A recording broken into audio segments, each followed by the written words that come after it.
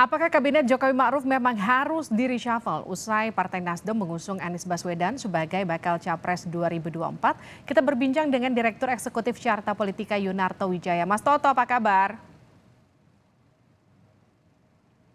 Kabar baik, halo. Mas Toto, memang harus reshuffle setelah Nasdem menyatakan akan Ya, mengusung Anies?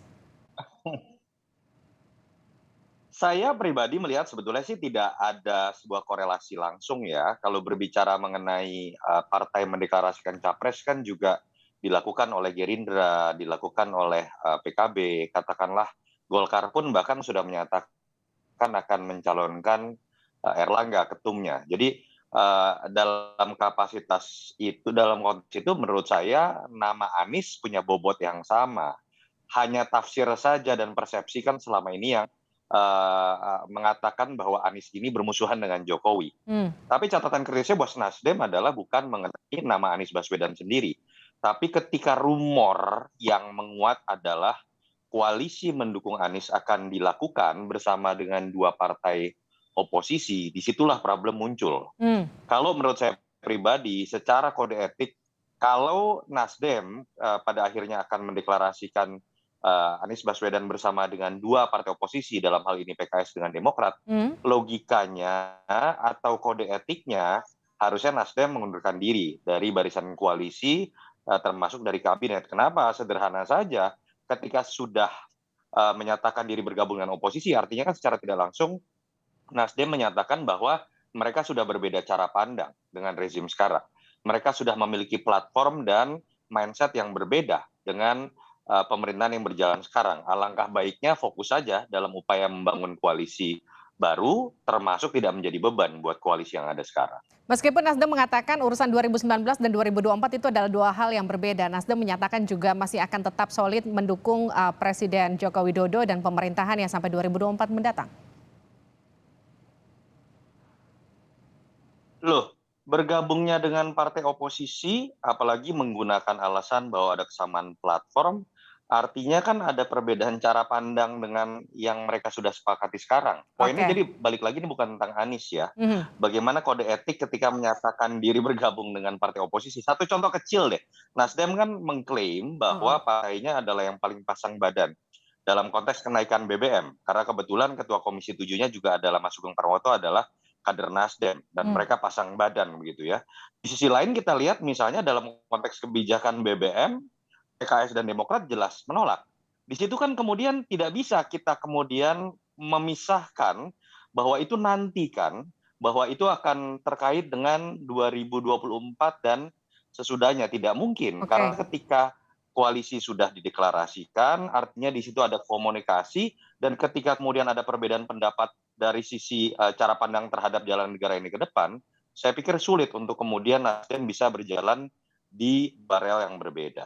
Mas Toto, kalau kita dengar pernyataan Pak Jokowi kan beliau menyatakan bahwa rencana selalu ada, tapi pelaksanaannya nanti. Apa yang bisa Anda baca dari pernyataan itu?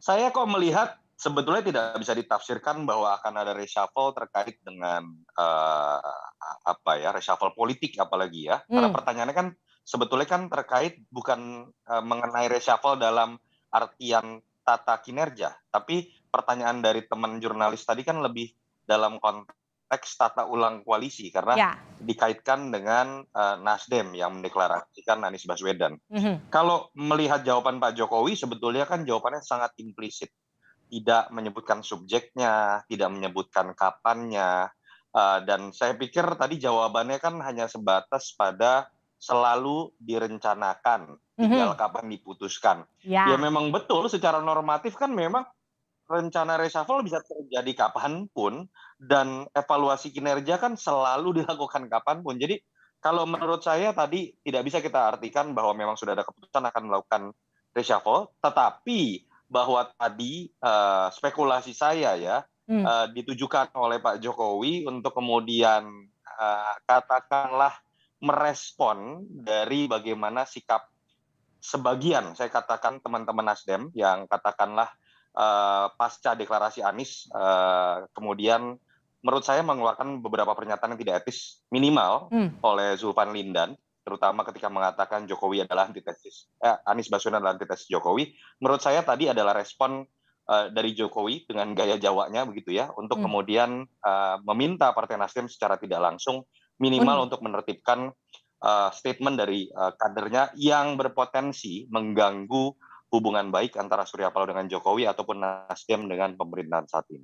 Oke, kalau menurut Anda tadi kan kalau memang sudah nggak sejalan, kenapa nggak mundur aja? Jadi kalau misalnya pun memang ini ada perombakan kabinet ataupun tidak ada perombakan kabinet, apa yang kemudian terjadi nanti kalau memang jadi dirombak atau kalau memang tidak jadi dirombak?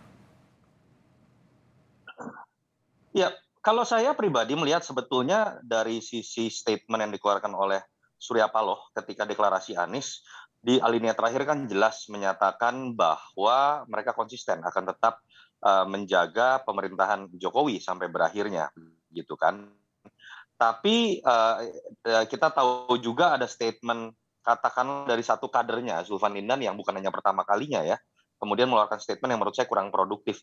Kalau Nasdem terus-menerus mendiamkan kader yang seperti ini ya, pada akhirnya kan sulit untuk kemudian tidak diartikan oleh partai lainkah, oleh mungkin oleh Pak Jokowi kah bahwa memang tidak ada keseriusan dalam usaha konsisten menjaga pemerintahan ini. Jadi tugas pertama menurut saya buat Partai Nasdem adalah ya memastikan bukan hanya berhenti pada pidato Bang Surya, tapi Hmm. bagaimana kader-kadernya kemudian menciptakan statement yang produktif. Satu contoh lagi misalnya, saya agak kaget dengan billboard-billboard misalnya atau spanduk yang dipasang dengan menggunakan bahasa Nasdem partaiku, Anies presidenku. Hmm. Itu kan berbahaya. Yang seharusnya boleh dilakukan adalah Nasdem partaiku, Anies capresku. Hmm. Kalau Anies presidenku, artinya ada 2 presiden dong. Oke. Itu saja sudah tidak cukup produktif. Itu yang menurut saya harus disikapi dengan lebih hati-hati ketika Nasdem ingin menggunakan haknya mendeklarasikan capresnya lebih dini. Di sisi lain juga punya kewajiban untuk menjaga posisinya dalam barisan koalisi. Oke, terima kasih telah bergabung bersama kami Direktur Eksekutif Carta Politika Yunarto Wijaya. Mas Toto, terima kasih.